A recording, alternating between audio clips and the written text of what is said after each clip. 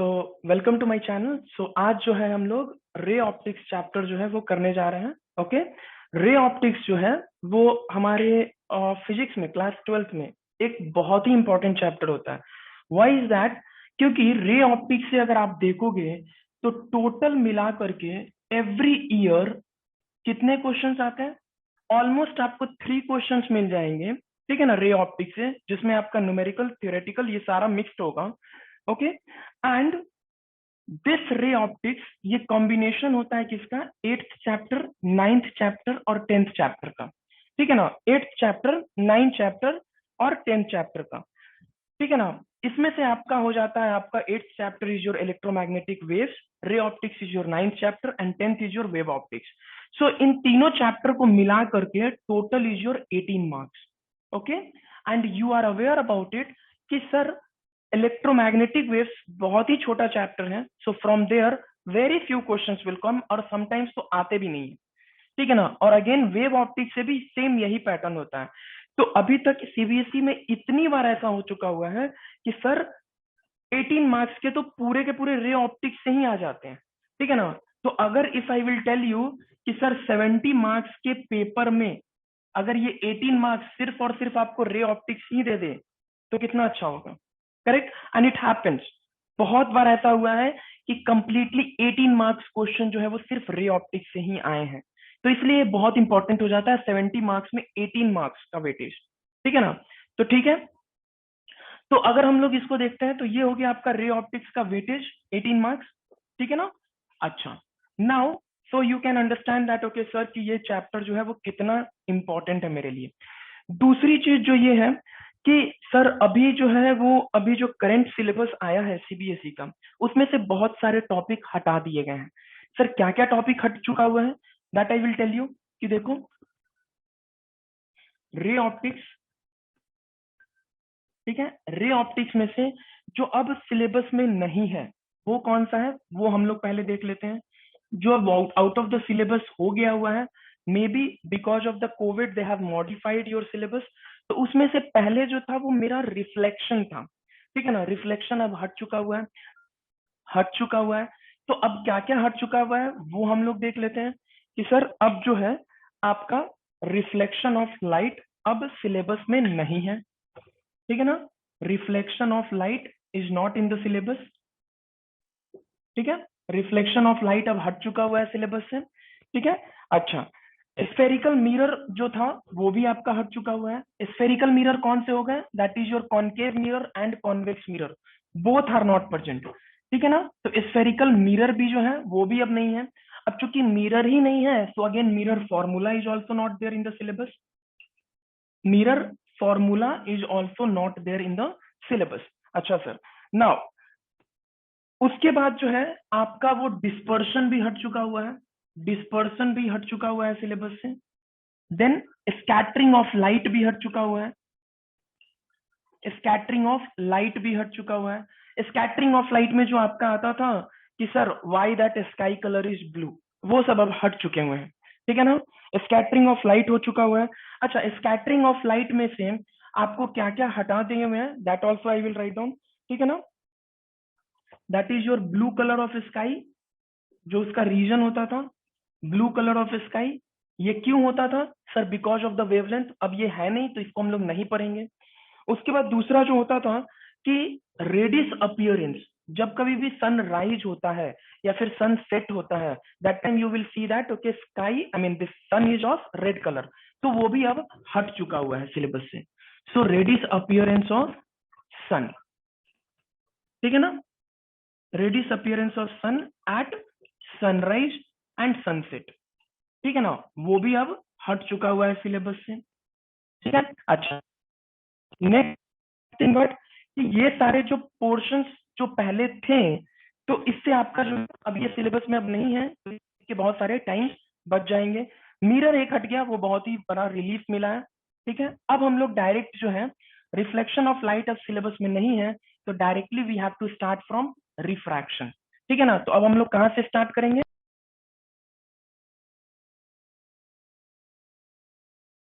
Refraction of light से, ठीक है ना। तो चलिए, तो रिफ्रैक्शन ऑफ लाइट से वी विल स्टार्ट। ठीक है ना, रिफ्रैक्शन ऑफ लाइट। ठीक है ना। अब ये रिफ्रैक्शन ऑफ लाइट होता क्या है वो हम लोग देख लेते हैं कि रिफ्रैक्शन ऑफ लाइट क्या होता है। हमेशा याद रखना है कि लाइट जब भी होती है ना, we have always two medium. ठीक है ना, हमारे पास क्या है, दो मीडियम होती है। एक होता है आपका डेंसर मीडियम और एक होता है rarer medium. Always remember that we have two medium, denser medium और rarer medium. Okay, now denser medium वो if the light is coming, suppose करो, अच्छा ये पता कैसे चलेगा सर कौन रेयरर है? जिसकी भी डेंसिटी ज्यादा होती है वो आपका क्या होता है, डेंसर होता है। और जिसकी भी डेंसिटी कम होती है that is your rarer medium. Example, air और वाटर में कौन ज्यादा डेंस है? सर वाटर तो होगी और एयर हो गया आपका gas. And we know that कि गैस के मॉलिक्यूल्स जो होते हैं वो क्या होते हैं, बहुत ही अलग अलग होते हैं। सो उनकी डेंसिटी कम होती है। और वाटर जो है वो लिक्विड है, उनके मॉलिक्यूल्स एक्चुअली गैस के कंपैरिजन में और एयर के कंपैरिजन में तो थोड़े से कॉम्पैक्ट होते हैं, तो एज कंपेयर टू एयर। ठीक है ना। तो हमको ये याद रखना है कि सर हमारे पास दो मीडियम होंगे इसमें, एक होगा आपका रेयरर और दूसरा होगा डेंसर मीडियम। एक होता है आपका रेयरर मीडियम और दूसरा होगा डेंसर मीडियम। ठीक है। अच्छा सर, अभी तक जो हमने रिफ्लेक्शन ऑफ लाइट पढ़ा था was happening, sir light was moving in one medium only. Light जो है वो एयर से ही आता था और एयर में ही चला जाता था, इसलिए कोई डेविएशन नहीं होता था। was traveling in only one medium. But suppose करो कि like this is your one surface, suppose this is your air and this one is your water. अब क्या हुआ कि लाइट रे जो है वो एक मीडियम से दूसरे मीडियम में जा रहा है। लाइट रे जो है वो अब एक मीडियम से दूसरे मीडियम पे जा रहा है। तो क्या होगा कि जब कभी भी लाइट रे एक मीडियम से दूसरे मीडियम में जाता है, so light will gate deviated from its path. उसके पोजीशन में, उसके मूवमेंट में थोड़ा सा चेंज आ जाता है। ठीक है ना। इधर it will bend towards the normal और इधर it will bend away from the normal. when it will bend towards the normal and when it will bend away from the normal, that also we will see it. ठीक है ना। लेकिन हमको एक चीज तो समझ में आ गया कि sir refraction of light is nothing but कि sir whenever the light rays travel from one medium to another medium, ठीक है ना, उस केस में क्या होता है कि sir light ray will gate deviated from its path. ठीक है ना। तो हम लोग इसका एक डेफिनेशन भी लिख लेते हैं। ठीक है ना, रिफ्रैक्शन ऑफ लाइट का हम लोग डेफिनेशन जल्दी से लिख लेते हैं कि ये क्या होता है। ठीक है ना। अच्छा, नाउ सपोज करो कि अ ray of light when a ray of light travelling from, ठीक है ना, travelling from one medium to another medium. ठीक है ना, जब कभी भी लाइट रे जो है वो एक मीडियम से दूसरे मीडियम में जाएगा, मीडियम टू अनदर मीडियम। ठीक है ना। क्या होता है, whenever a ray of light will go from one medium to another medium, what will happen? it will it will strike the surface, it strikes the surface। ठीक है ना, it strikes the surface and bends। किधर bend होगा, इधर towards the normal और away away to the normal. ठीक है ना, इट एंड बेंड्स टुवर्ड्स और away from the normal or away from the normal, and this phenomenon is called as refraction of light, and this phenomenon is called as refraction of light। This phenomenon is called as refraction of light। ठीक है ना। Example के तौर पर हम लोग अभी इसका diagram just now we have seen it. ठीक है ना, कि ये मेरा एक हो जाएगा आपका नॉर्मल, और अगर लाइट रे अगर एक मीडियम से दूसरे मीडियम में जाती है तो व्हाट विल हैपन, इधर it will bend towards the normal और away from the normal. Sir in this case we have seen one thing कि सर रिफ्लेक्शन में क्या होता था, I and R were equal, angle of incidence was equal to angle of refraction. But here what will be the scene, angle I will not be equal to angle R. This is one case. ठीक है ना, this is your one case. Now sir, okay, now sir this is your first case. ठीक है ना, तो ये आप note down कर लीजिए। उसके बाद जो है we will move to the laws of reflection, laws of refraction. ठीक है, अब देखिए ठीक है ना। रिफ्रैक्शन ऑफ लाइट हम लोग समझ लिए कि sir whenever light rays goes from one medium to another medium it bends towards और अवे फ्रॉम द नॉर्मल। अब इसके दो लॉज होते हैं, ठीक है ना, वो हम लोग देख लेते हैं कि क्या होता है। Laws of refraction of light, ठीक है ना। क्या क्या लॉज होंगे इसके। पहला पहला तो ये हो जाएगा कि सर इंसिडेंट रे, रिफ्रैक्टेड रे and normal at the point of incidence all lie in the same plane. Normal at the point of incidence all lie in same plane, ठीक है ना। ये कभी कभी sometimes they give for 1 mark, okay, define refraction और define the laws of refraction। तो ये हो गया आपका incident ray, refracted ray and normal at the point of incidence all lie in the same plane, ठीक है ना। तो ये हो गया। दूसरा क्या होता है कि दूसरा होता है आपका the ratio of sine of angle of incidence, the ratio of sine of angle of incidence to the sine of angle of refraction, sine of angle of refraction वो जो होगा वो क्या होगा आपका कांस्टेंट होगा, इज कांस्टेंट, ठीक है ना। और याद रखिएगा इसी को हम लोग क्या बोलते हैं, this is only called as Snell's law. इसी को हम लोग स्नेल्स लॉ भी बोलते हैं। मतलब कि sir sine I by sine R की जो वैल्यू होगी that will be your constant and this constant is nothing but, यही कांस्टेंट को हम लोग क्या बोलते हैं, this constant is only called as mu. इसी को हम लोग रिफ्रैक्टिव इंडेक्स से भी डिनोट करते हैं, ठीक है ना। तो ये हो गया आपका स्नेल्स लॉ। सेकेंड लॉ जो होता है रिफ्रैक्शन का वो क्या होता है, ratio of sine of angle of incidence to the sine of angle of refraction will be your constant. तो sine I by sine R की वैल्यू कांस्टेंट होती है, ठीक है। अब हम लोग आगे बढ़ते हैं, एक चीज और समझ लेते हैं कि sir when light ray will go from one medium to another medium क्या होगा, ठीक है ना, ये याद रखना है, ठीक है ना। कि सपोज करिए I will take two cases. First case में हम लोग क्या देख रहे हैं कि लाइट रे गोइंग फ्रॉम कहां से कहां जा रहा है, रेयरर से डेंसर में जा रहा है, रेयरर टू डेंसर मीडियम, ठीक है ना। जब लाइट रे रेयरर से डेंसर मीडियम में जाता है तो क्या होगा कि सर लाइट रे जब कभी भी रेयरर से डेंसर मीडियम में जाएगी, ओके, सो सपोज करो ये आपका पॉइंट ऑफ इंटरफेस हुआ, ये आपका नॉर्मल हुआ। सपोज करो whenever light ray will go from rarer to denser medium, this is your incident ray, ठीक है, this one is your normal. Now whenever light ray and this is your rarer medium and this one is your denser medium, means just now I have taught you कि sir rare medium मतलब इसको आप air मान लो और denser मतलब इसको आप water मान लो। तो जब कभी भी लाइट रे रेयर से डेंसर मीडियम में जाएगी तो it will always bend towards the normal, it will always bend towards the normal and this one is your I and this one is your R. So in this case what you can say that I is greater than R, ठीक है ना। तो जब कभी भी light रे rarer से denser medium में जाएगी that time angle of incidence will always be greater than angle of refraction, ठीक है ना। सेकेंड केस हम लोग ले लेते हैं, ठीक है, केस 2 ले लेते हैं, where light ray is going from denser to rarer medium. Light ray जो है अब कहा जा रही है, डेंसर टू रेयरर मीडियम,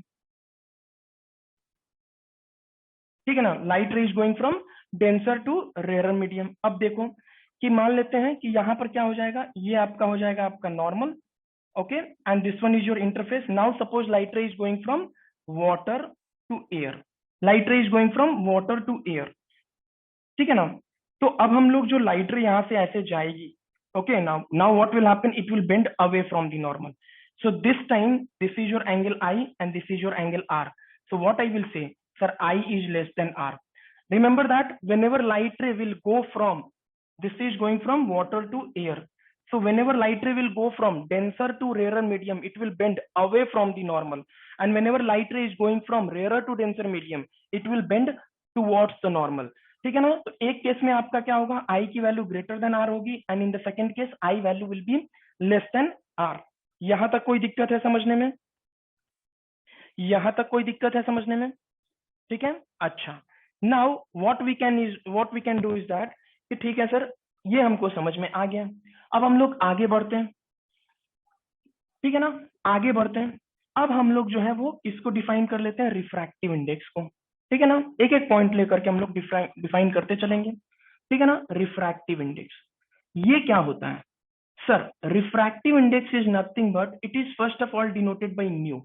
ये क्या होता है कि किसी भी मीडियम के लिए, कोई भी अगर आपको एक सरफेस दिया जाएगा या फिर कोई भी मीडियम होगी, उसके लिए रिफ्रैक्टिव इंडेक्स आपको डिफाइंड होता है। Okay, the value of refractive index will always be defined for you. ठीक है ना, like for air it is defined as 1। ठीक है ना, अगर आप ग्लास की बात करोगे उसके लिए डिफाइंड है। ठीक है ना, अगर आप वाटर के लिए डिफाइन करोगे 4/3 डिफाइंड है।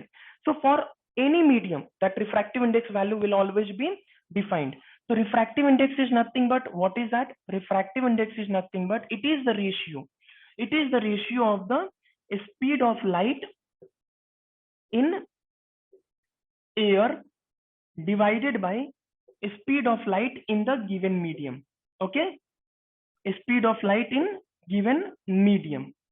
ठीक है ना, अच्छा sir, mu is equal to speed of light in air क्या होता है? एयर की स्पीड क्या होती है लाइट में? That is your c, that is your 3 into 10 to the power 8 meter per second. So I can write down mu is equal to c. C is what? Speed of light in air, that is your 3 into 10 to the power 8 meter per second. अरे इसी speed से तो light आपकी आती है, 3 into 10 to the power 8 meter per second. Now suppose if this light will go in some other medium, अगर वो air से वाटर में जाती है, so obviously that time your speed of light will get changed. ठीक है ना, speed of light will get change. तो उस समय जो भी वैल्यू होगी that is your v। Okay, v is the speed of light in that medium. So always remember that mu is equal to c by v। ठीक है ना, एक और चीज याद रखना, मैं अभी बता दे रहा हूं because I will use that one in future. ठीक है ना, वेलोसिटी जो भी होता है वो किसके इक्वल होता है? वेलोसिटी का फॉर्मूला होता है आपका फ्रीक्वेंसी इंटू वेवलेंथ। ये आपका लेमडा जो होता है वो क्या होता है? वेवलेंथ। ठीक है ना, तो एक चीज याद रखना है, क्या याद रखना है कि sir mu is equal to आपका होता है c बाई वी, और इसी को हम लोग क्या बोल सकते हैं? c by frequency into wavelength. ठीक है ना सर, फ्रीक्वेंसी जो होता है वो क्या होता है? Frequency will be constant for a source. ठीक है ना, अगर कोई भी लाइट रे अगर इस बल्ब से आ रही है तो उसका फ्रीक्वेंसी सेम रहेगा। ठीक है ना, from any source that frequency will always be constant. Okay, so remember that. So what I can say that कि sir frequency will be constant. So what you understood कि sir mu is inversely proportional to velocity, inversely proportional to wavelength. ठीक है ना, inversely proportional to wavelength. और एक और चीज यहां से हम लोग समझ सकते हैं क्या, कि sir refractive index is inversely proportional to the velocity and also inversely proportional to the wavelength. और also what I can say, ये दोनों के दोनों आपस में inversely proportional है, मतलब velocity is directly proportional to the wavelength. Sir इससे हमको क्या मिला? What I understood from here, sir, velocity of any light is directly proportional to its wavelength. That is the reason कि जब कभी भी आप कोई भी सिग्नल देखते हो, that signal is of red colour. क्योंकि अगर कोई जेट फाइटर या फिर कोई भी एरोप्लेन या फिर कुछ भी आ रहा है, ठीक है ना, so that time you will see that कि always they will put red colour on to the top of the tower. क्यों? ताकि वो रेड लाइट जो है ना, उसकी एक तो पहली बात है कि उसकी स्पीड ज्यादा होगी। Why sir? Because red colour का वेवलेंथ ज्यादा होता है। तो जो भी आदमी आ रहा है उसको क्या होगा, बहुत ही दूर से वो दिख जाएगा। ठीक है ना, so remember that velocity is directly proportional to the wavelength. ठीक है ना, तो ये भी एक होता है। अच्छा सर, ये क्यों आपने लिखा, that I will tell you. ठीक है ना, एक तो ये हम समझ गए कि सर वेलोसिटी जो होता है वो डायरेक्टली प्रोपोर्शनल होता है वेवलेंथ की। ठीक है ना, ये बस आप याद रखिएगा। अच्छा, मैं इसको यहीं पे डिफाइन कर देता हूँ। ठीक है ना, क्योंकि ये कभी कभी जो है ना क्वेश्चंस पूछते हैं कि आपका रिफ्रैक्टिव इंडेक्स जो है ना वो किस फैक्टर्स पे डिपेंड करता है। Factors affecting refractive index, that is your mu. तो किस किस चीज पर डिपेंड करता है, that we can see it आराम से, कि पहला तो वो मीडियम पे डिपेंड करता है। I told you if you will change the medium, refractive index value will get change. तो पहला क्या होगा कि सर नेचर ऑफ मीडियम पे डिपेंड करता है, ठीक है ना, नेचर ऑफ मीडियम पे डिपेंड करता है, ठीक है। दूसरा किस पे डिपेंड करता है, दूसरा आपका किस पे डिपेंड करेगा, एक तो हम समझ गए कि नेचर ऑफ मीडियम पे डिपेंड करता है, इफ इट इज एयर तो उस समय लाइट की स्पीड कुछ और हो सकती है, ठीक है ना, उस समय रिफ्रैक्टिव इंडेक्स की वैल्यू कुछ और होती, ठीक है ना। अच्छा, दूसरा जो होगा वो मेरा क्या होगा, दूसरा जो है मैंने अभी दिखा दिया कि refractive index is inversely proportional to wavelength, मतलब कि किस पे डिपेंड करता है, ये जो है आपके वेवलेंथ ऑफ मीडियम पर भी डिपेंड करता है, ठीक है ना, refractive index will also depend on wavelength, ठीक है ना।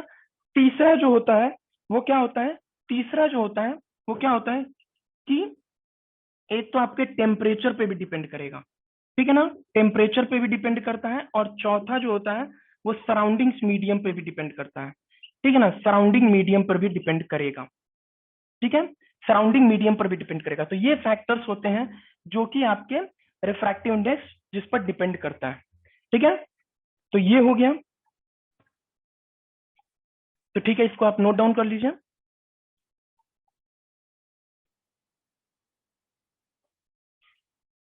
ठीक है। अच्छा, ठीक है, अब हम लोग नेक्स्ट टॉपिक पे जाते हैं,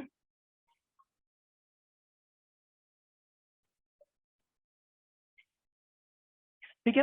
next one is nothing but your principal of reversibility. ये क्या होता है principal of reversibility, principal of reversibility, ठीक है ना, ये हम लोग देख लेते हैं कि प्रिंसिपल ऑफ रिवर्सिबिलिटी क्या होता है। ये कहता है कि अगर कोई भी लाइट रे, suppose if a light ray is going, okay, और क्या हुआ कि light ray is going in this direction, suppose करो, और ये अगर किसी सरफेस पे 90 डिग्री एंगल पर अगर ये इंसिडेंट होता है, ठीक है ना, if it will incident at 90 degree angle, then it will retrace its path, तो जिस डायरेक्शन में गया है same direction it will come back, ठीक है ना। तो यही होता है आपका प्रिंसिपल ऑफ रिवर्सिबिलिटी। मतलब सपोज करो if, okay, what I am saying, if a final path of light ray, if a final path of light ray,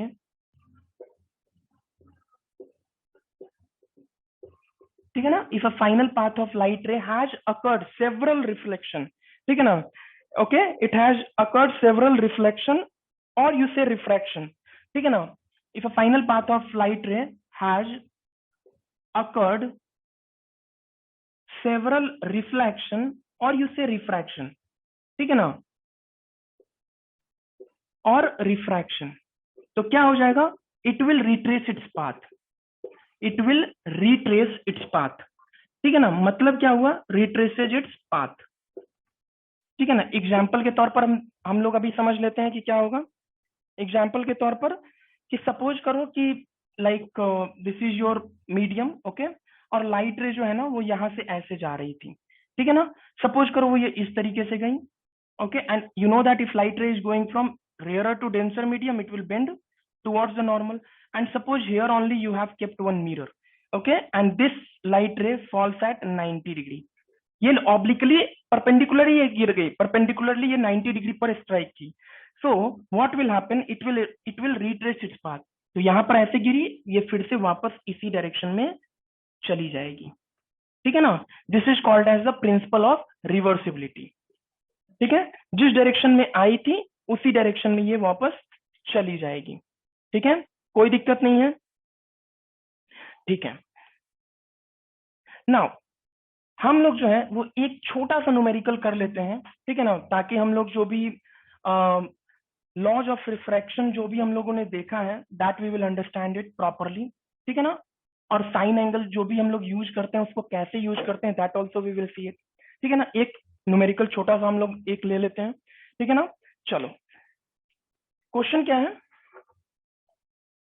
what will be what will be the angle of refraction, what will be the angle of refraction if light ray is traveling, if light ray is traveling from, if light ray is traveling from air to glass, okay, air to glass is incident at an angle 45 degree, is incident at an angle of 45 degree. ठीक है ना, हमसे क्या बोल रहा है कि refraction निकालना है, एंगल ऑफ रिफ्रैक्शन निकालना है। Also they had given you the refractive index of the medium, refractive index of the medium is refractive index of medium is root 2, refractive index of medium is root 2। ठीक है ना, so what you have to calculate, sir, I have to calculate the angle of refraction। ठीक है ना, इसके कुछ options भी दे रखे हैं। ठीक है ना, ऑप्शंस क्या दे रखे हैं, एक तो आपको दे रखा है कि सर एंगल ऑफ रिफ्रैक्शन या तो 45 डिग्री होगा, या फिर 60 डिग्री होगा, या फिर आपका 30 डिग्री होगा, और या फिर आपका 90 डिग्री होगा। ठीक है ना, इन चारों में से कोई भी जो है एक एंगल होगा and that you have to calculate. अब देखो इसको कैसे कैलकुलेट करेंगे, very easy sir. One thing what I know कि what will be the angle of refraction when light ray is travelling from air to glass. तो अब light ray जो है ना वो कहां से कहां जा रहा है, sir light ray is going from air से ग्लास में, मतलब light ray is going from rarer to denser medium. तो क्या होगा, it will bend towards the normal. ठीक है ना, it will bend towards the normal. ठीक है ना, और क्या दे रखा है, it will incident at an angle of 45 degree.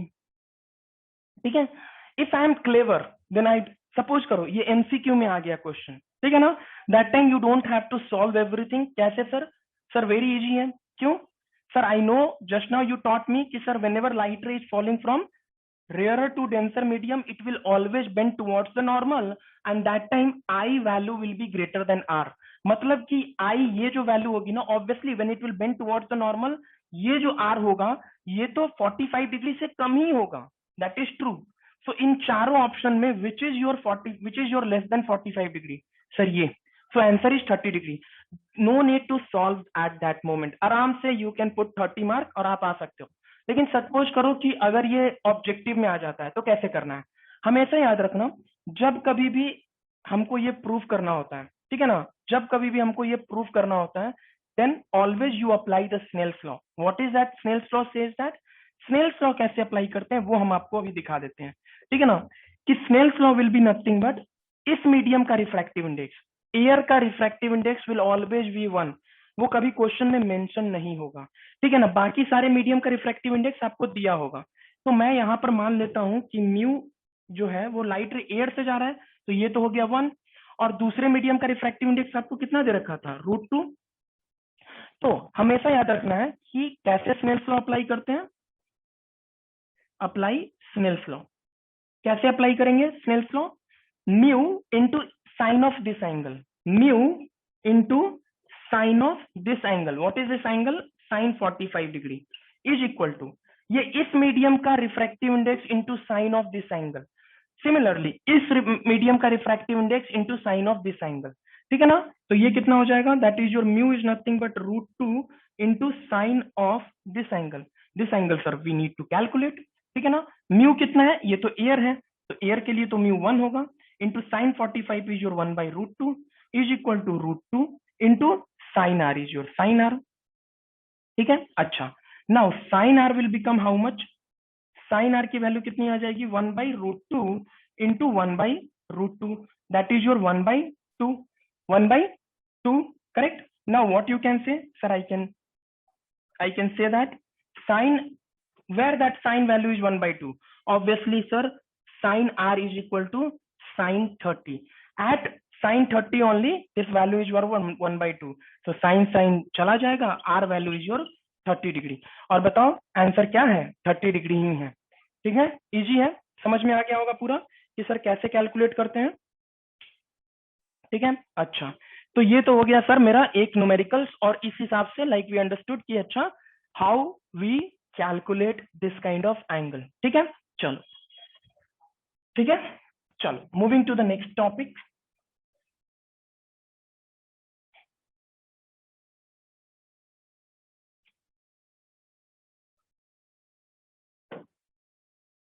ठीक है, चलो नेक्स्ट टॉपिक जो है वो हमारा क्या हो जाता है, लैटरल शिफ्ट। ठीक है ना, लैटरल शिफ्ट, लैटरल शिफ्ट देखो क्या होता है, पहले तो हम लोग इसको डायग्राम से समझ लेते हैं कि लैटरल शिफ्ट आखिर होता क्या है। ठीक है ना, तो लैटरल शिफ्ट आपका कुछ इस तरीके का होता है। कोई भी एक रेक्टेंगुलर ग्लास स्लैब रहती है, यहाँ पर कंडीशन यही रहेगी कि sir here the light ray will incident but it will incident through the rectangular glass slab. तो ये कोई आपका रेक्टेंगुलर ग्लास स्लैब होता है, ठीक है। यहाँ पर क्या होता है कि sir light ray will fall, ठीक है ना, और यहाँ पर light ray is going from air to denser, मतलब एयर से आपका लाइट रे कहाँ जा रहा है, ये रेक्टेंगुलर ग्लास स्लैब है, मतलब light ray is going from air to glass. So what will happen, it will bend towards the normal, ठीक है। ये होगा आपका आई और ये होगा आपका आर, ठीक है ना, ये बेंड करते हुए आएगी यहाँ पर, ठीक है, और यहाँ पर again one more refraction will takes place, ठीक है ना। Now this time light ray will bend from glass to air, so obviously light ray is going this time from denser to rarer medium, so light ray will go away from the normal। तो ये जो होगा ये आपका I2 मान लेते हैं, ये I1 हो गया और ये I2 हो गया और ये आपका R2 हो गया, ठीक है ना। अब देखना ना, इफ यू नो, क्या पता है सर मुझे, सर अगर आपको ज्योमेट्री थोड़ी सी भी पता है, so sir one thing that you can understand, what I can understand sir this line is parallel to this line,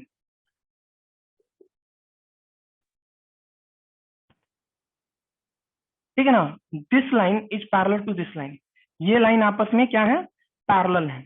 so obviously I1 will be equal to I2, ठीक है ना, I1 जो होगा वो I2 के इक्वल हो जाएगा, ठीक है। अच्छा, ठीक है, अच्छा सर क्यों इक्वल हो जाएगा, ऑल्टरनेट इंटीरियर एंगल, ठीक है ना, तो ये आपका I1 is equal to I2 हो जाएगा, ठीक है। अच्छा, now what is the lateral shift और you say that lateral displacement, क्या होता है कि sir light ray was suppose to go this side, light ray को किधर जाना था सर, लाइट रे को इधर जाना था, ठीक है ना, लाइट रे को किधर जाना था, लाइट रे को डायरेक्ट इस तरीके से जाना था, okay, but due to this rectangular glass slab light ray को किधर जाना पड़ा, this side. So whatever the perpendicular distance between the incident ray, okay, originally incident ray and जो भी लाइट रे बाहर निकलती है, that ray we call it as emergent ray. तो ये जो होगा वो आपका, इसको ही हम लोग क्या बोलते हैं, इमर्जेंट रे भी बोलते हैं, ठीक है ना, इमर्जेंट रे ही बोलते हैं। और ये आपका क्या था, ओरिजिनल इंसिडेंट रे, ये आपका क्या था, original incident ray. So it is the perpendicular distance between the original incident ray and the final emergent ray। इसके बीच में जो भी ये डिस्टेंस होता है ना, this D is nothing but your lateral displacement. और ये लैटरल शिफ्ट इसलिए बोला जाता है because light ray got shifted by D distance. Light ray को तो ऐसे जाना था but because of this rectangular glass slab ये थोड़ा सा बेंड हो गया, ठीक है ना। तो जिधर जाना था और जिधर ये गया, originally incident ray and the final emergent ray के बीच का जो परपेंडिकुलर डिस्टेंस होता है, that will be your lateral shift, और this one only we call it as lateral distance, right? Now, so if you want, we can write down the definition also, lateral displacement, ठीक है ना। ये क्या होता है, it is the perpendicular distance, it is the perpendicular distance between originally incident ray,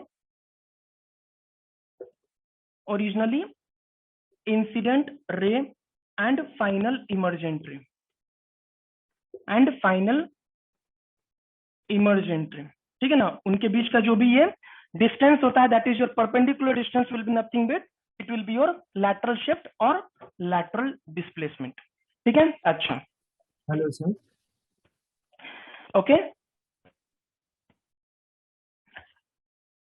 okay, so we have understood this one, lateral shift or lateral displacement, what it is sir, originally जिधर incident ray was going, okay, and finally where it went, तो इन दोनों के बीच का जो perpendicular distance होगा that is nothing but your lateral shift और lateral displacement, ठीक है ना। अच्छा, तो ये हो गया, ठीक है ना। इस टॉपिक से जनरली मोस्टली लाइक अगर क्वेश्चंस आते भी हैं so your definition may can come, okay, but generally ये आपका इससे न्यूमेरिकल्स नहीं होता है, अभी तक आया नहीं है, ठीक है, और बहुत ही रेयर चांस है कि ये आएगा भी, ठीक है ना। अब हम लोग आगे जो है ना वो नेक्स्ट टॉपिक देखते हैं, वो क्या होगा मेरा, रियल एंड एपरेंट डेप्थ, ठीक है ना, रियल एंड एपरेंट डेप्थ। ठीक है ना। ये क्या होता है रियल एंड एपरेंट डेप्थ, वो हम लोग देख लेते हैं। ठीक है ना कि sir real and apparent depth क्या होगा। कि पहले तो ये याद रखो कि रिफ्रैक्टिव इंडेक्स का एक और फॉर्मूला होता है। अच्छा पहले हम लोग ये समझ लेते हैं कि रियल डेप्थ और एपरेंट डेप्थ आखिर होता क्या है। ठीक है ना कि सर सपोज कीजिए कि आप कोई भी एक वाटर में आपके पास कोई भी एक फिश है। ठीक है ना, वाटर में कोई भी एक फिश है। जब कभी भी आप फिशिंग करते होंगे ना तो then you would have observe this thing कि फिश क्या होता है, वो एक्चुअली में तो पानी के बहुत नीचे होता है, लेकिन हमें क्या लगता है कि वो तो पानी के बहुत ऊपर है, और जब हम हाथ डालते हैं पकड़ने के लिए सो फिश हमारे हाथ में नहीं आता है। क्यों नहीं आता है, उसका कारण ये है। ठीक है ना कि क्या होता है कि सपोज करो कि यहाँ पर आपका फिश है। ठीक है ना, ये बॉटम पर आपका फिश है। ठीक है ना, और ये आपका पूरा का पूरा वाटर है। ठीक है। अच्छा, यहाँ पर जो है वो आप बैठे हो। ठीक है ना, यहाँ पर आप ऑब्जर्वर हो। ठीक है। So what will happen, generally क्या होता है कि light, like when we can see an object, sir we can see an object only when light will go from object to the observer. तो ये मेरा हो गया ऑब्जेक्ट, मुझे क्या देखना है sir, I have to see fish. तो लाइट को कहां से जाना चाहिए sir, light will always go from fish to my eye. जब कभी भी लाइट रे ऑब्जेक्ट से मेरे आई पर आकर के गिरता है तभी हम ऑब्जेक्ट देख पाते हैं। ठीक है ना, तो लाइट रे क्या होगा कि यहां से ऑब्जेक्ट से जाएगा।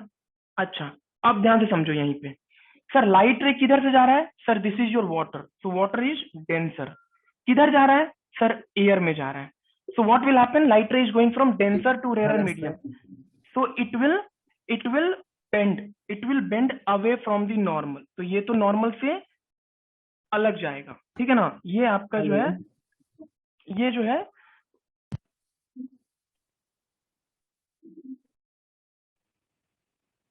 Now what we were discussing कि सपोज करो कि यहाँ पर कोई भी एक फिश है। ठीक है ना, और this is your object, okay, and here is your observer. तो क्या हो रहा है कि व्हाट यू विल डू कि सर जब कभी भी किसी भी ऑब्जेक्ट को हमको देखना होता है तो लाइट रे जो होती है वो कहाँ से जाती है, वो ऑब्जेक्ट से हमारे आई पर जाएगी, तभी हम ऑब्जेक्ट को देख सकते हैं, अदरवाइज हम ऑब्जेक्ट को नहीं देख सकते हैं। Okay, so what will happen, light ray will go from this to here. Okay, light ray कहां से जाएगी, फिश से जाएगी ऑब्जर्वर के पास, तभी वो ऑब्जेक्ट को देख पाएगा। लेकिन अब देखो तो लाइट रे जो है ना वो डेंसर से रेयर मीडियम में जा रही है, तो obviously what will happen, it will bend away from the normal. लेकिन अगर देखोगे तो जो ये फिश है या फिर कोई भी एक ऑब्जेक्ट है, कोई भी एक पर्सन है, उसको तो ये लाइट रे बेंड होती हुई नहीं दिखाई देगी, करेक्ट। तो उसको तो ये लाइट रे एकदम स्ट्रेट, लाइट रे always moves in a straight line, तो इसको भी जो लाइट रे जो दिखेगी वो हमेशा क्या दिखेगी, एक स्ट्रेट लाइन में ही दिखेगी लाइट रे। तो उसको लाइट रे एकदम स्ट्रेट लाइन में दिखेगी। तो ये क्या हो जाएगा कि उसको जो है अब ये ऑब्जेक्ट कुछ यहाँ पर दिखेगा। ठीक है ना, लाइट रे always moves in straight line, तो ये ऑब्जेक्ट जो है ना इसको थोड़ा सा ऊपर आकर के दिखेगा, मतलब ये फिश एक्चुअली में कहाँ पे है, ये इसका रियल डेप्थ है। This is your real depth. ठीक है ना, एक्चुअली में फिश यहाँ पे है, लेकिन व्हाट ही विल सी, उसको जो है ना वो फिश यहाँ पे दिखेगा, और ये हो जाएगा उसका apparent depth. Means this one will appear, this one will appear to him, मतलब ऑब्जेक्ट जो होगा, जो फिश होगा, वो अपने पोजीशन से थोड़ा ऊपर आएगा। तभी जब कभी भी हम फिश को पकड़ने के लिए हाथ डालते हैं तो वो फिश हाथ में नहीं आती है, because that is not the actual position of the fish. ठीक है ना, तो हमको एक और चीज याद रखना है, ये तो हो गया मेरा रियल और एपरेंट डेप्थ का कॉन्सेप्ट। ठीक है ना, जो फॉर्मूला होता है रिफ्रैक्टिव इंडेक्स का वो क्या होता है, that is nothing but your real depth divided by apparent depth. ठीक है ना, real depth divided by apparent depth. ये क्वेश्चन, ये फॉर्मूला बहुत ही इंपॉर्टेंट है, इस पर सीबीएसई के क्वेश्चंस आए हुए हैं, अभी हम लोग वो भी देख लेंगे। ठीक है ना, लेकिन ये याद रखना है कि normal real depth by apparent depth is nothing but your this thing, refractive index का एक फॉर्मूला भी होता है। ठीक है ना, नाउ इसी में एक और आता है नॉर्मल शिफ्ट। ठीक है ना, ये नॉर्मल शिफ्ट जो एपरेंट, मतलब एक्चुअली में ये कितना पोजीशन ये शिफ्ट हो गया, that is your normal shift. ठीक है ना, ऑब्जेक्ट जो है वो अपने ओरिजिनल पोजीशन से कितना शिफ्ट हुआ, दिस मच शिफ्ट, यही तो दिस मच शिफ्ट। एक्चुअली में ये फिश यहाँ पर था, लेकिन ये कहां पर दिख रहा है, यहाँ पर, तो this is nothing but your normal shift. ठीक है ना, कितना ये शिफ्ट हो गया, that is your normal shift. So normal shift का जो डेफिनेशन होता है, what is that normal shift definition, so normal shift is nothing but the height through which the height through which an object appears to be raised in a denser medium। ठीक है ना, तो इसको हम लोग लिख लेंगे, क्या होता है, the height up to which, ठीक है ना, the height up to which an object appears to be raised is called as appears to be raised। कहां पर डेंसर मीडियम में, इन अ डेंसर मीडियम, ठीक है ना, in a denser medium is called as क्या कहलाता है वो, normal shift, is called as normal shift. उसको हम लोग क्या बोलते हैं, नॉर्मल शिफ्ट से, ठीक है ना, उसको हम लोग रिप्रेजेंट करते हैं नॉर्मल शिफ्ट से। ठीक है ना, एक और चीज याद रखना है कि ये कितना शिफ्ट हुआ है, that distance if you have to calculate, तो उसके लिए हमारे पास एक डायरेक्ट फॉर्मूला है। ठीक है ना, क्या होता है, d is equal to t into 1 - 1/μ। Okay, what is this d, कितना ये शिफ्ट हो गया, that is your normal shift. ठीक है ना, and what is this t, t is nothing but your thickness. Okay, and mu is your refractive index. इसको भी याद रखना, इस पर भी एक क्वेश्चन आया हुआ है सीबीएसई में, जो कि अभी हम लोग देख भी लेंगे, ताकि एक ओवरव्यू, हमें एक आइडिया भी हो जाएगा कि अच्छा इस तरीके के क्वेश्चन जो है वो आते हैं। ठीक है, तो इसको नोट डाउन कर लीजिए।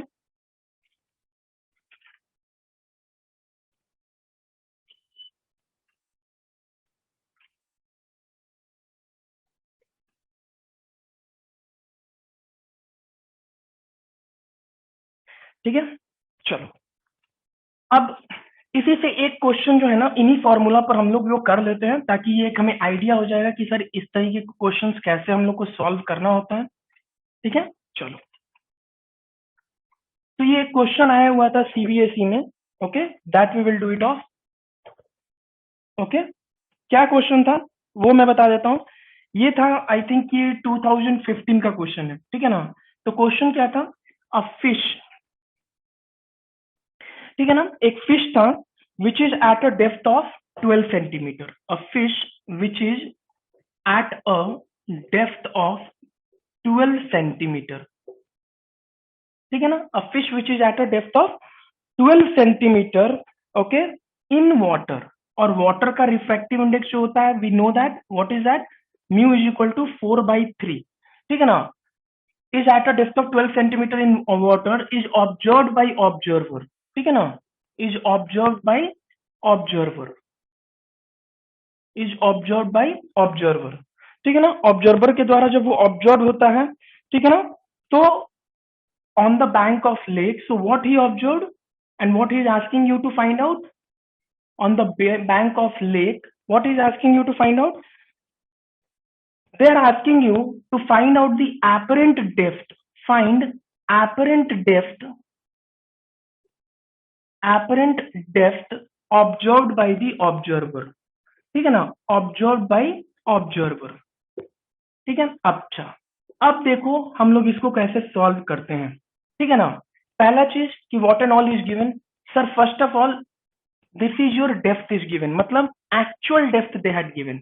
Okay, where this fish is actually present, it is present exactly at 12 centimetre, means कि sir actual depth they had given me, means sir actual depth they had given me, also what they had given, sir they had given me the refractive index also। मतलब कि sir refractive index given है, actual depth given है, what they are asking me to find out, apparent depth, very easy, mu is equal to real depth divided by apparent depth. Okay, apparent depth, ठीक है ना, mu is equal to real depth by apparent depth. Mu is how much, 4/3। Real depth कितना है, real depth is your 12, apparent they are asking me to calculate। okay, so I will calculate it very easy, d will go this side and this one will go this side, so it will be 12 into 3/4, 4 1 ja 4 3 ja, so d is equal to 9 and this is in centimeter, so 9 centimeter। so where, what is that apparent depth, मतलब कि ये 9 centimetre, मतलब actually में ये object जो है वो 12 centimetre पे ना दिख करके कहां पर दिखेगा, वो आपको दिखेगा 9 सेंटीमीटर पे। ठीक है, तो ये आप नोट डाउन कर सकते हैं।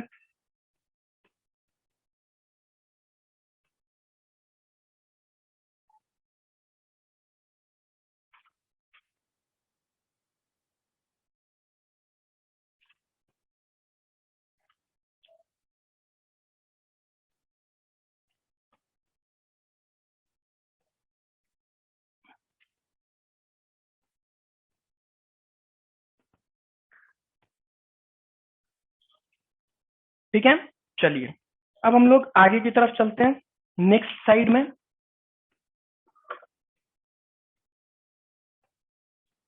ठीक है, नेक्स्ट टॉपिक हम लोग ले लेते हैं कि नेक्स्ट टॉपिक हमारा क्या होगा।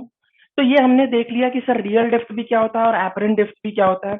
Now we will move to the applications. ठीक है ना, कि एपरेंट शिफ्ट से क्या एप्लीकेशंस टाइप के क्वेश्चंस आते हैं थियोरेटिकली। ठीक है ना, तो sometimes what they will do, no, like due to this real and apparent depth, what will happen, your your sun will appear 2 minutes before and sunset will appear 2 minutes after। मतलब sunrise जो होता है ना आपका, वो normal time से 2 minute पहले होता है और सनसेट जो होता है वो 2 मिनट बाद में होता है। ठीक है ना, तो उसका भी आप चाहे तो एक्सप्लेनेशन यहां से दे सकते हैं। ठीक है ना, तो apparent position in sunrise and sunset. ठीक है ना, इन सनराइज एंड सनसेट। तो होता क्या है कि देखिए, मान लीजिए कि ये आपका एक हॉरिजन रहा। ठीक है ना, तो यहाँ पर आपका ये सन है। ठीक है, और यहाँ पर क्या होता है कि सपोज करो तो ये तो बहुत सारे लेयर्स के बाद ट्रोपोस्फेयर, मेटास्फेयर, और उसके बाद जो होता है वो हमारा अर्थ का एटमोस्फेयर आता है कि नहीं। तो अर्थ का एटमोस्फेयर उसके बाद आता है। तो ये तो हो गया आपका बहुत सारे लेयर ऑफ एटमोस्फेयर। ठीक है ना, ये एटमोस्फेयर के बहुत सारे लेयर हो गए।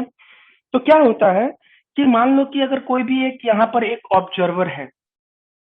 ठीक है, तो जब कभी भी लाइट रे यहाँ से आती है, ठीक है ना, जब कभी भी लाइट रे यहाँ से आती है, so light ray will be going from denser to rare, denser to rare, denser to rare, ऐसे करके वो लाइट रे आती है।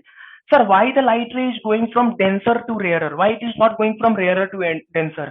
द रीजन इज दैट, क्योंकि क्या होता है कि जो भी सन के बगल का होता है वो क्या होता है कि वो बहुत ही ज्यादा हीटअप होगा ना, तो बहुत ही ज्यादा हीटअप होगा तो वो क्या हो जाता है, ज्यादा डेंसर हो जाता है। ठीक है, अच्छा, तो यहाँ पर से क्या होगा कि सर लाइट रे यहाँ से रिफ्लेक्ट होते हुए, रिफ्रैक्ट होते हुए, रिफ्रैक्ट होते हुए जब यहाँ पर पहुंचेगी, तो व्हाट ही विल सी कि सर सन अभी यहीं पे है, but what this guy will observe, this guy will observe कि सन तो यहाँ तक पहुंच चुका है। ठीक है ना, सन यहाँ तक पहुंच चुका हुआ है।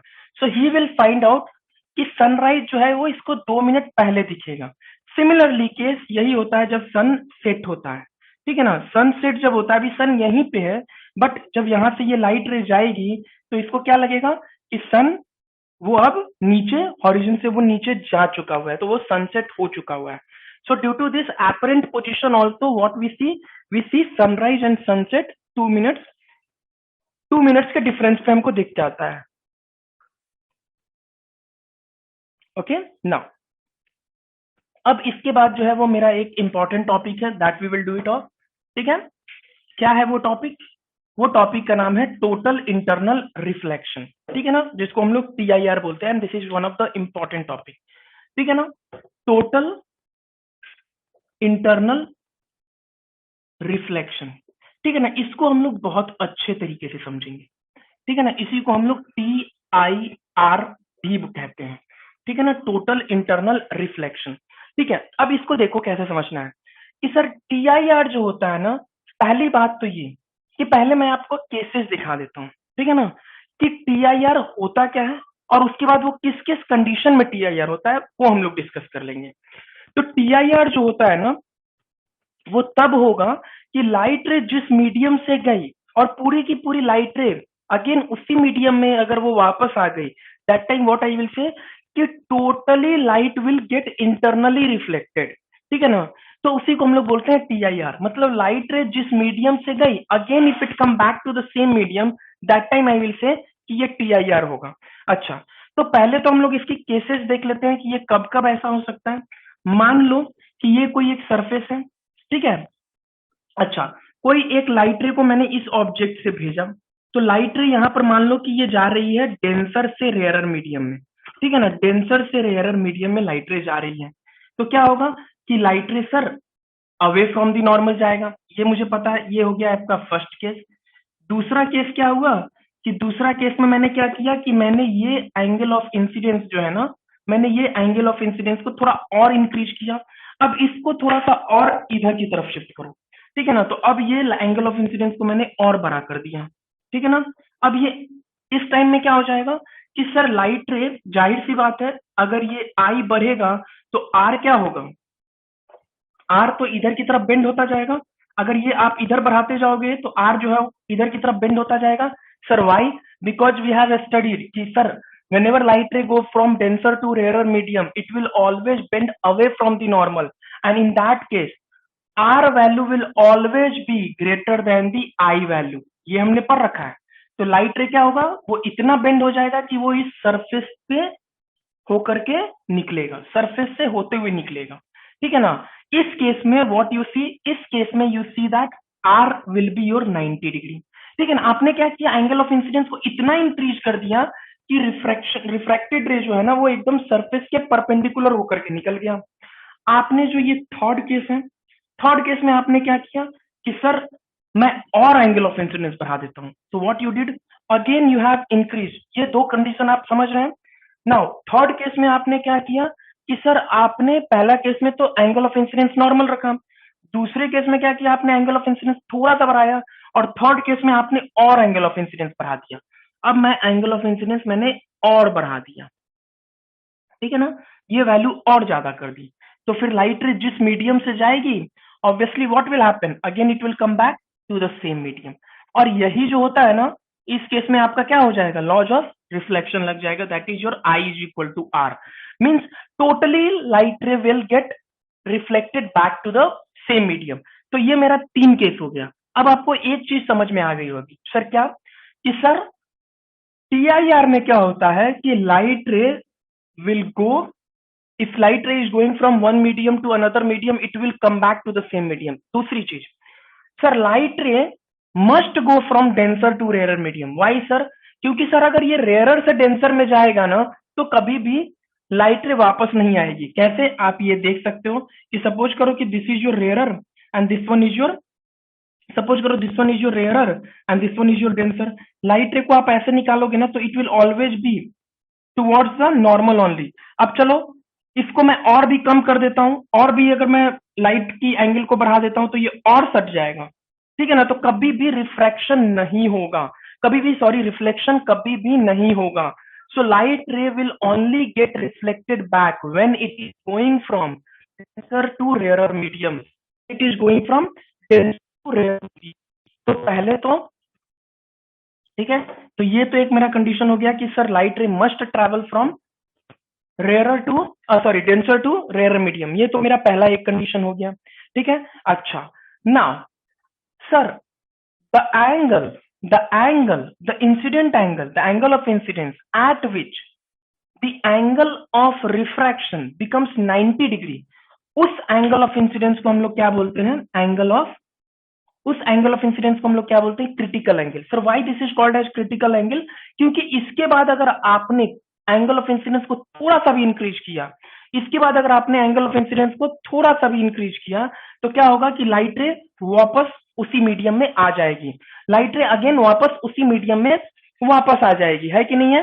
तो इसी कारण से हम लोग इसको क्या बोलते हैं, इसी कारण से हम लोग जो है वो इसको क्या बोलते हैं, टीआईआर की कंडीशन बोलते हैं। और ये जो आपका होता है जिस एंगल पर angle of refraction becomes 90 degree, that angle will be called as the critical angle। तो ये आपका जो एंगल होता है IC, this IC will be your critical angle, ठीक है। अब हम लोग जो है वो इसके डेफिनेशंस और एक एक करके हम लोग सब चीज को देख लेते हैं, ठीक है। चलिए,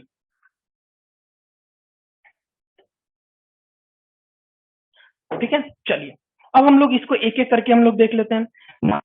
पहला क्या हो जाएगा कि पहला जो कंडीशन इसका होगा वो क्या हो जाएगा, पहला कंडीशन कि sir first of all angle of incidence in denser medium for which angle of fraction will become 90 degree is called as critical angle. Just अभी हम लोगों ने डिस्कस किया है, तो क्या लिखेंगे, एंगल ऑफ, क्या लिखेंगे बताइए, angle of incidence, angle of incidence, ठीक है ना, किस मीडियम में, in denser medium, angle of incidence in denser medium for which, for which, for which angle of refraction, for which angle of refraction, ठीक है ना, for which angle of refraction, angle of refraction किस medium में, rare medium में, in rare medium in rarer medium becomes 90 degree, becomes 90 degree, okay, then that will be called as critical angle. Becomes 90 degree is called as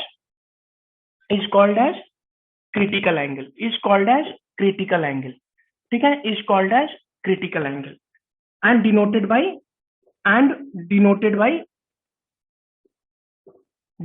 by IC. अच्छा, अब इसका एक मैं condition इधर लिख देता हूं ताकि आपको याद रहे कि क्या था, ठीक है ना। चलिए, लाइट रे जा रही थी आपकी डेंसर से रेयर मीडियम में, और वो क्या हो गई, वो सरफेस से इमर्ज होकर के निकल गई। ये हो गया आपका i, and this i is nothing but IC। Light ray कहां से कहां जा रही है, light ray will always go from denser to rare medium, ठीक है ना। अब यहां पर स्नेल्स लॉ लगाओ। अगर स्नेल्स लॉ यहां पर लगाते हैं तो व्हाट वी नो कि sir refractive index into sine of angle of this thing, so it will be your mu into sine of i, और यही आई तो क्या बन जाता है IC, ठीक है ना, इज इक्वल टू इसका rare medium, light ray is going from water to air, और रेयर मीडियम जो है ना यहाँ पर मान लो कि ये अगर आपको एयर है तो ये हो गया कितना 1 इंटू साइन ऑफ 90, ठीक है। सपोज करो लाइट रे डेंसर से एयर में ही जा रही है, उस केस में ये हो गया आपका 1, ठीक है ना। अच्छा, now mu into sine of IC is equal to sine 90 की वैल्यू कितने की इक्वल होती है, 1 के equal, so sine IC is equal to कितना हो जाएगा 1 अपॉन म्यू। तो ये तो हो जाएगा आपका किसका कंडीशन, ये हो जाएगा, हमेशा याद रखिएगा क्रिटिकल एंगल की कंडीशन ये होगी, sine IC will be equal to 1 upon mu, that is 1 upon refractive index, ठीक है। इसको आप नोट डाउन कर लीजिए, ठीक है। ये हो गया आपका क्रिटिकल एंगल। अब हम लोग TIR को डिफाइन कर लेते हैं, ठीक है ना। TIR क्या होता है वो देख लेते हैं, ठीक है। चलिए, TIR क्या होता है कि TIR को अब हम लोग डिफाइन कर लेते हैं। क्रिटिकल एंगल हम लोग समझ चुके हुए हैं, ठीक है ना। Now what is the TIR, it is the phenomenon, the phenomena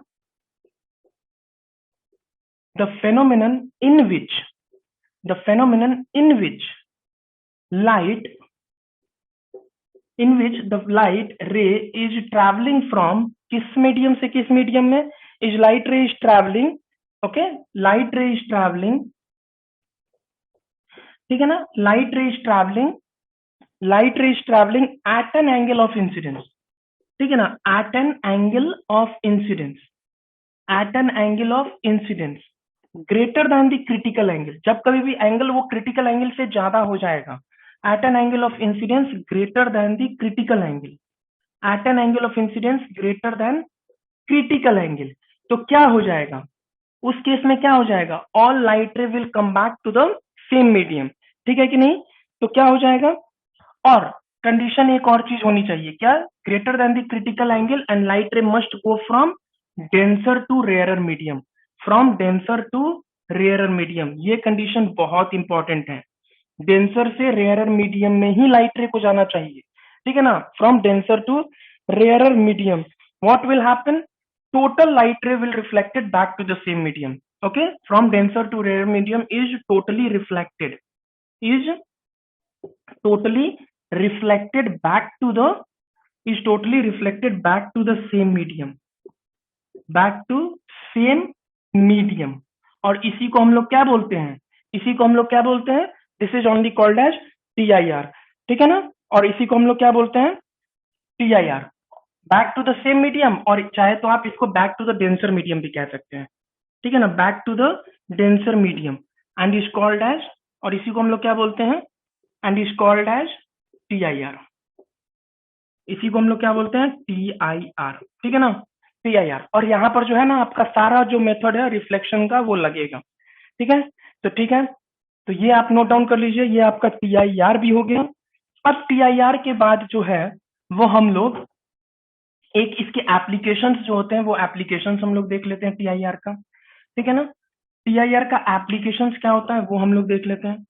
applications of TIR, कहाँ कहाँ पर ये जो है आपका TIR यूज होता है। सर फर्स्ट ऑफ ऑल ये आपका जो होता है वो डायमंड जो स्पार्क करता है, ठीक है ना, स्पार्कलिंग ऑफ डायमंड, वहां पर यूज होता है, ठीक है ना। क्यों सर, क्योंकि sir there will be a multiple of reflection, अगर लाइट रे डायमंड में जाती है ना तो वो बाहर नहीं आती है, वो सरफेस से क्या होता है, बार बार रिफ्लेक्ट करते रहती है, जिसके कारण से diamond it will start spark करने लगता है, वो लाइट रे उसका ज्यादा चमकता है, ठीक है ना। तो स्पार्कलिंग ऑफ डायमंड। दूसरा, जो अभी आपके घर में ऑप्टिकल फाइबर आता है, ठीक है ना, जियो फाइबर या फिर जो भी फाइबर लाइन लगी रहती है, क्यों उसमें लगता है? Sir why they are using optical fibre आज के डेट में? क्योंकि क्या होता है ना कि इसमें से एक बार अगर सिग्नल जाता है तो वो सिग्नल बार बार टीआईआर होता है, तो सिग्नल बाहर नहीं जा पाता है, जिसके कारण से सिग्नल का लॉस नहीं होता है। अगर सिग्नल का लॉस नहीं होगा तो क्या होगा, जैसे मान लो कि ये कोई एक वायर है, ठीक है ना, इस वायर में एक बार अगर लाइट रे, एक बार अगर ये सिग्नल घुस गया तो ये लाइट रे इस सरफेस पे जाएगा, ये फिर इस सरफेस पे, फिर इस सरफेस पे, फिर इस सरफेस पे, और इसी तरीके से ये मूव करता रहता है, बाहर नहीं जाता है। तो लाइट सिग्नल का लॉस नहीं होता है, that is why you are getting a very proper internet through optical fibre. पहले में नहीं होता था, ठीक है ना। तो इसका हम लोग यूज जो है वो किस में करते हैं, ऑप्टिकल फाइबर में भी इसका यूज होता है, ठीक है। अच्छा, थर्ड केस, ऑप्टिकल फाइबर में जो स्पार्क करता है उसमें भी होता है। और तीसरा जो होता है वो डेजर्ट में आपने बहुत बार देखा होगा कि मिराज अकर होता है। मिराज में क्या होता है कि यू माइट हैव सीन कि बहुत बार ऐसा होता है कि डेजर्ट में आ रहे हो and what you will feel कि अच्छा वहां पर वाटर है, वो near to that place what you will find out कि देयर इज नो वाटर, ठीक है ना। तो उस केस में भी जो होता है वो आपका आपका टीआईआर होता है, due to that only that mirage will take place, ठीक है ना। तो ये जो है ये आपके एप्लीकेशन ऑफ टीआईआर हो गए, ठीक है। इसको आप चाहे तो आप नोट डाउन कर लीजिए, ओके। सो ये हो गया आपका टीआईआर। और इन द नेक्स्ट लेक्चर हम लोग जो है वो लेंसेज कर लेंगे, ठीक है ना। लेंसेज को जो भी स्फेरिकल लेंसेज हैं या फिर लेंस मेकर फॉर्मूला, पावर, ठीक है ना, जो भी चीज टॉपिक है वो हम लोग उसमें कर लेंगे। ऑप्टिकल इंस्ट्रूमेंट, टेलीस्कोप, माइक्रोस्कोप, वो सब हम लोग कर लेंगे, ठीक है। सो okay, so आप just go through this thing and if you find any difficulties in anywhere just put it in box, I will answer it, ठीक है ना। अगर आपको ये वीडियो पसंद आई हो so just give a like button and share it with your friends ताकि ये ज्यादा से ज्यादा स्प्रेड हो सके, okay. And thank you. So हम लोग will meet in the next lecture, ठीक है ना, रे ऑप्टिक्स का। Thank you.